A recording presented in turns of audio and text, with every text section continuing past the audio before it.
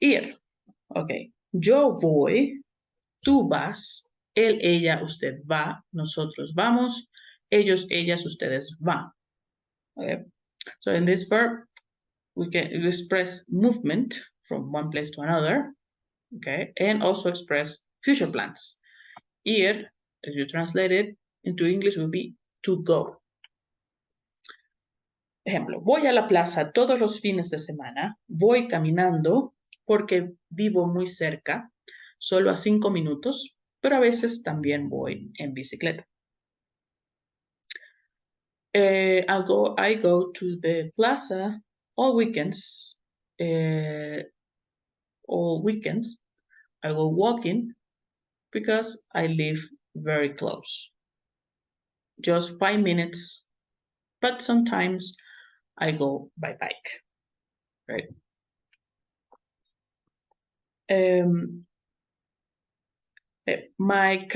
Mis gatos van a dormir porque los voy a llevar al veterinario para sus vacunas. Y después de visitar al doctor, siempre están muy cansados.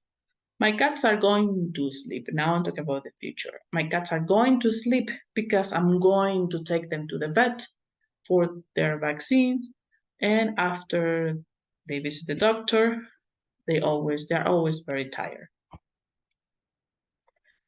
Ellos van caminando mientras yo voy a comprar el vino. This is another way to use ir, all right? Like something is going to be happening while you go do something, okay? Ellos van caminando mientras yo voy a comprar el vino. They are going to be cooking while I'm going to buy the wine. Ellos van en avión hacia Nueva York. So, ellos van en avión. This is mean of transportation. So, van en. They go by plane to New York. So, van en avión, van en carro, van en bicicleta. Por ejemplo, van en bus. So, van en plus mean of transportation. Okay? Or van, I mean. In this case, es ellos van, pero obviously could be yo voy en bicicleta, ella va en bus, nosotros vamos en carro, por ejemplo. Y obviously we have expressions with ir. Ir a la moda means to be fashionable. Ella siempre va a la moda. She's always fashionable or with the latest trend. Ir a pie means to go on foot or walking. Ellos van a pie a su casa. They go to their house on foot or they go walking to their house. Ir en contra de is go against something or someone. Sus acciones van en contra de las reglas. His actions go against the rules. Ir de paseo is to go for a walk. To go for a walk or go for a ride.